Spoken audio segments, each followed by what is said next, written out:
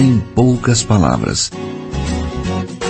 Um olhar sobre o mundo, a vida e a sociedade, à luz da Palavra de Deus, com Augustus Nicodemos.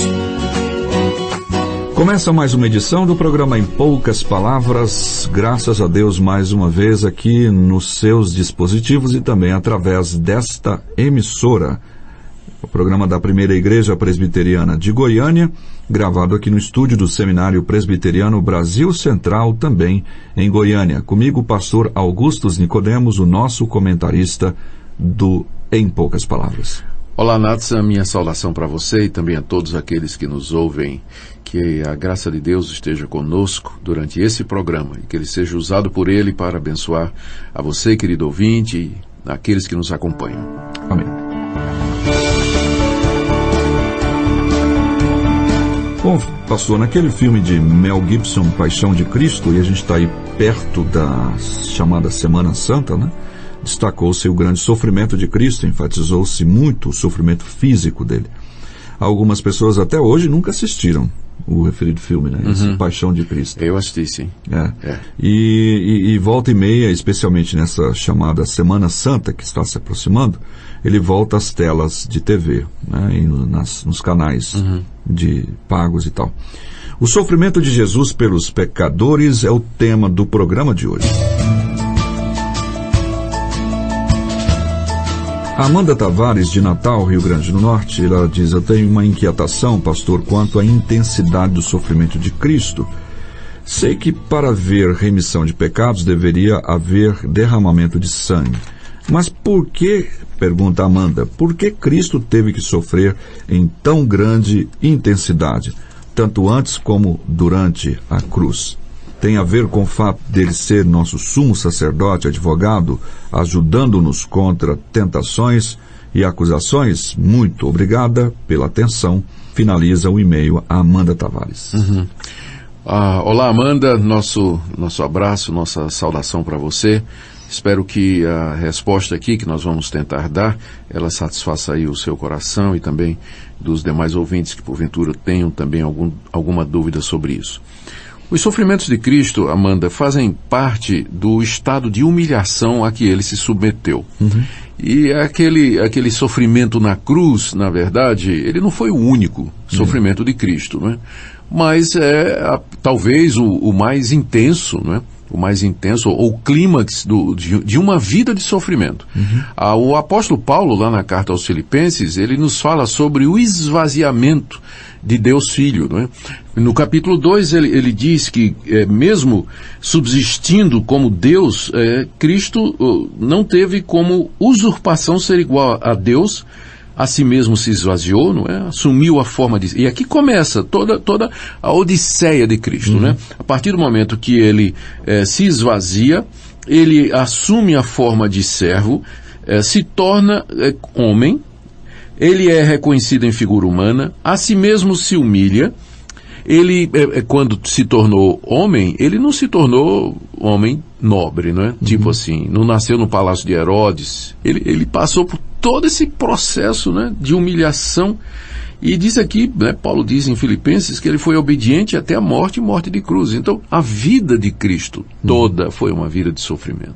É o que a gente chama do estado de humilhação, né, em que o Filho de Deus desce da glória, assume uma figura humana, se humilha, passa por todo aquele sofrimento, e o objetivo, de fato, era a remissão dos nossos pecados. Ele ali estava como nosso representante, levando sobre si as nossas iniquidades. E aqui cabe lembrar, inclusive, a descrição que o profeta Isaías dá dos sofrimentos de Cristo, né? Isaías capítulo 53. Bem claro mesmo.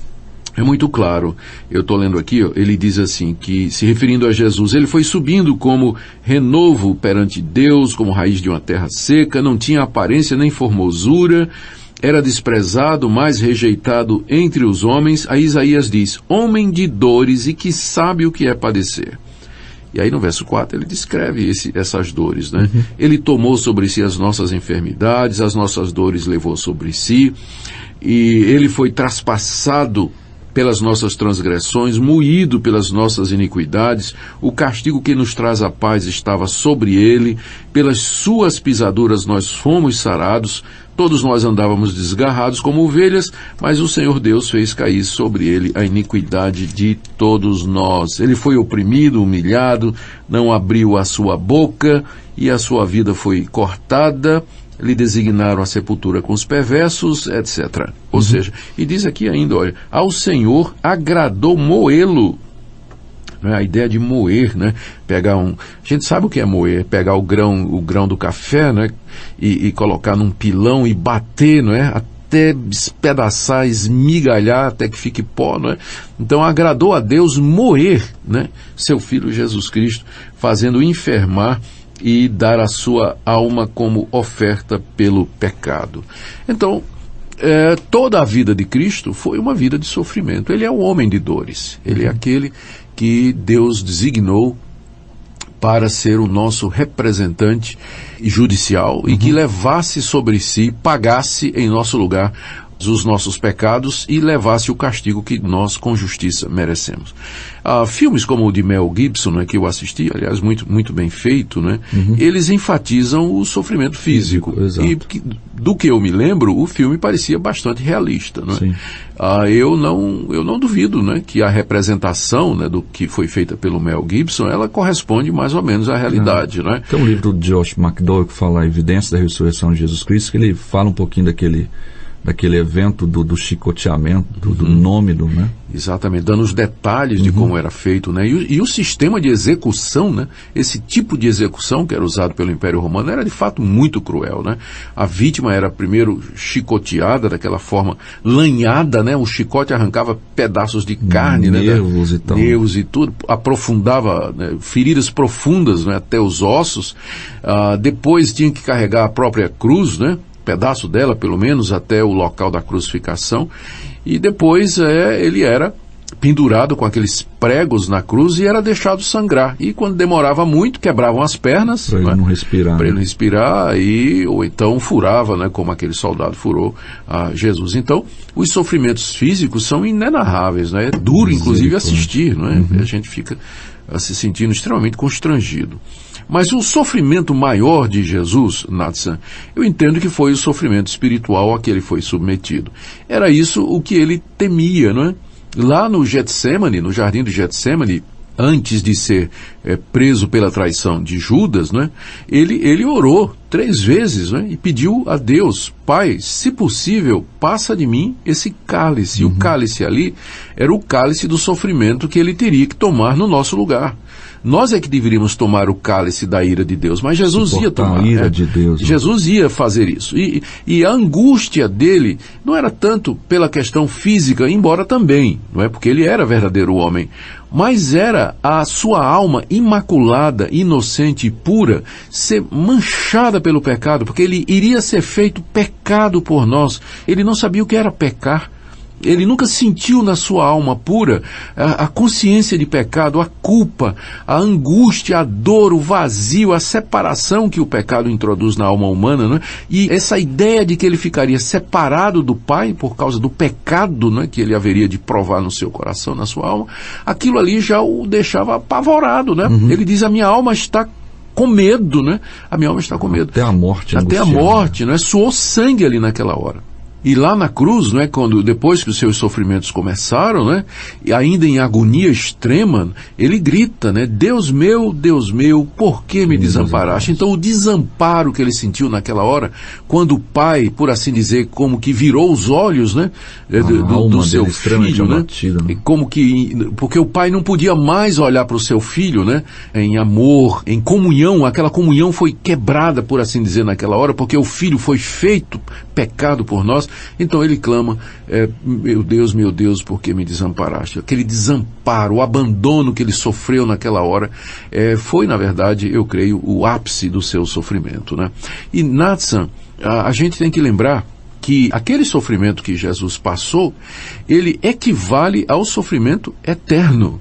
Porque às vezes as pessoas perguntam: mas se a nossa condenação é sofrer eternamente? Como é que o sofrimento de Jesus por 3, 4 horas na cruz, então, compensa uma eternidade de sofrimento? A resposta é que a intensidade do sofrimento de Jesus e o fato de que ele era inocente e que ele era o Filho de Deus, isso aí tudo equivale ao sofrimento eterno de um pecador como nós no inferno sem fim.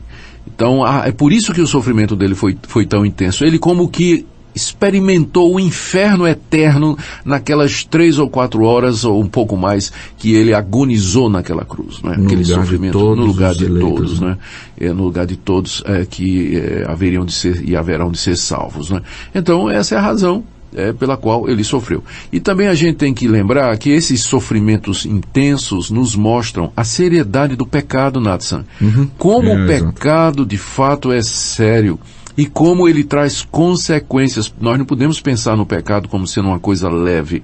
Que a gente cometeu contra um outro homem qualquer. Né? Exatamente. O pecado é contra Deus. Ele afronta a Deus, a sua santidade, a sua justiça, a sua verdade. O Deus que é criador dos céus e da terra, infinitamente santo e que é poderoso para fazer sofrer eternamente aqueles que o ofendem e se recusam a aceitar sua misericórdia e seu perdão. O pecado é tão grave, e as consequências são tão terríveis que somente esses sofrimentos intensos de Cristo no corpo e na alma poderiam expurgar, pagar, propiciar e satisfazer ao Deus Santo que derramou sua ira sobre Cristo, nosso representante.